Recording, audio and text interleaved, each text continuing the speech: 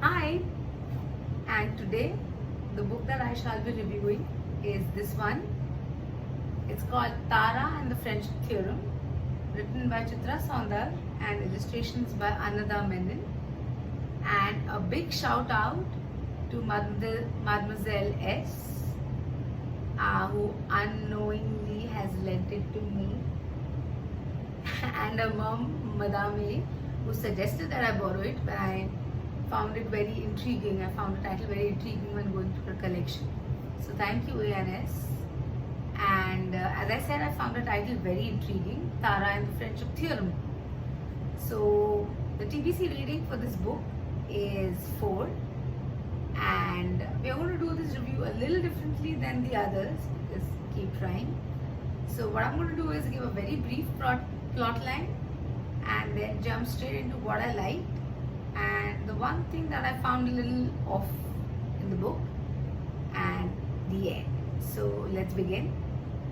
The plot line is that Tara, whose age is not really mentioned anywhere in the book as far as I could remember, but who seems to be around 10 years old, she and her family, who consists of her elder brother couple and her parents, they are moving from Chennai to London because her mom has landed a contract with a chain of hotels in the UK to do the interiors of one of their hotels. And in this process, Tara, who is an introvert, is losing one of the two steadying influences in her life, which is Farida, her best friend. They have been best friends since practically forever, since babyhood, because they are neighbors and have literally grown up in each other's homes. And how she deals with this huge change in her life is what the book talks about. Now let's jump into what I liked about the book. I love bulleted lists, so I'll go point by point. So the first thing that I loved about the book is that it features a protagonist who's an introvert. I think for the target readership of this book, which is say 8 to 10 year olds, it's good to show introverts as well, as protagonists as well, because most books show cheerful, talkative protagonists, and it's good to show relatable protagonists to introverts as well. Second thing I loved is that the protagonist is a girl who loves maths. Women in STEM is not a movement that has risen because there's no base to it. So it's good to show girls loving maths. The third thing I loved was Farida. Though we see very little of her, only in the first chapter when the family is being seen off. I love Farida. She is generous and wise beyond her years because she leaves a little note for Tara to find later in the UK, which says that strangers are just friends whom we've yet to come to know. So I love Farida. The next thing I loved about the book is the diversity of Tara's family. So on her mom's side, her Amma is now an interior designer, having done a course in interior design. But before Tara was born, she was a superstar in South Indian films. And her entire family on her mom's side is into filmmaking. So whether it's costume design, including her grandparents, costume design, filmmaking, entire the glamour industry. Whereas on her Appa side, on her father's side, they're all into academia. So, and her paternal grandmother is called the professor because she's a maths professor. So again, women in STEM, I love that. The next thing I loved was that her Appa takes a transfer at his job to move with his wife, and so that the whole family can move together and support his wife's career. Great messaging. The next thing I liked was, and the best thing actually about the book, the biggest thing I liked was that when the family shifts to UK, the children are sent to a 4-day camp called Camp Wilderness while the house is being remodeled. And Tara, who's a very indoorsy person who loves maths and coding, is totally out of her depth there. And she finds it difficult, to connect with people there. But and the camp is divided into little circles or subgroups.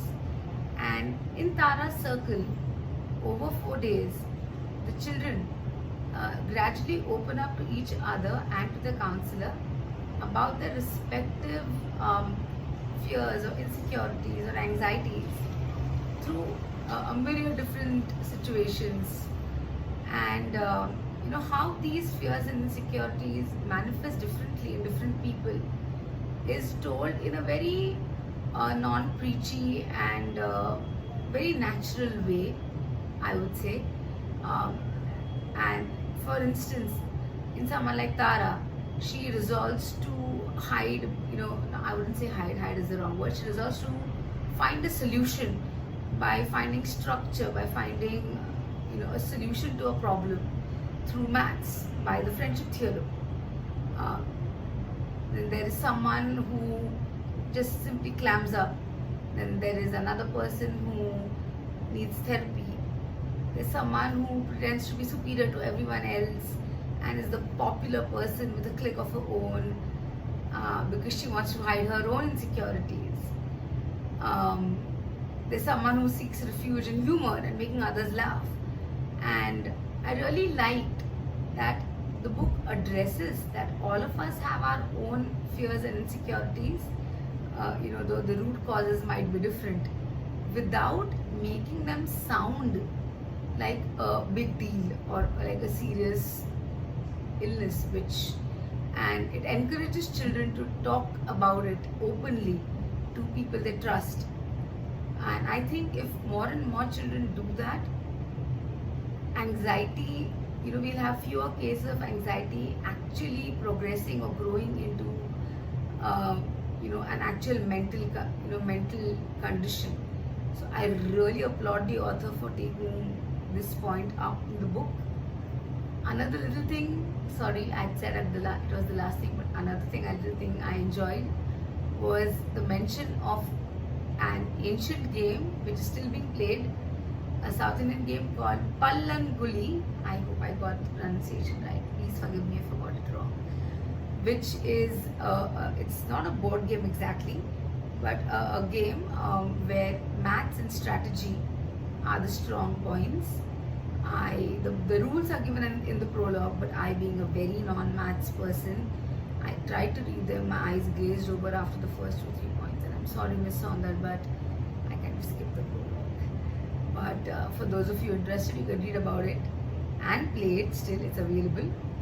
And the one thing that kind of just struck me as a little unbelievable was that Tara's mother, Malini, or Malu as she was known when she was a superstar, seems to be known even in the UK, and she has fans in the camp, whether it's a camp counselor or one of the girls in Tara's circle, which seemed to me a little too good to be true. So this book was published last year, and before Natu Natu, but well after Slumdog. So while it's nice to show Indian film stars being so popular globally, I found it a little unbelievable, but hey, good to show inspirational content to young readers. So that's it about it from me. Please leave your feedback on the book and the review in the comments as always. Thank you. Bye.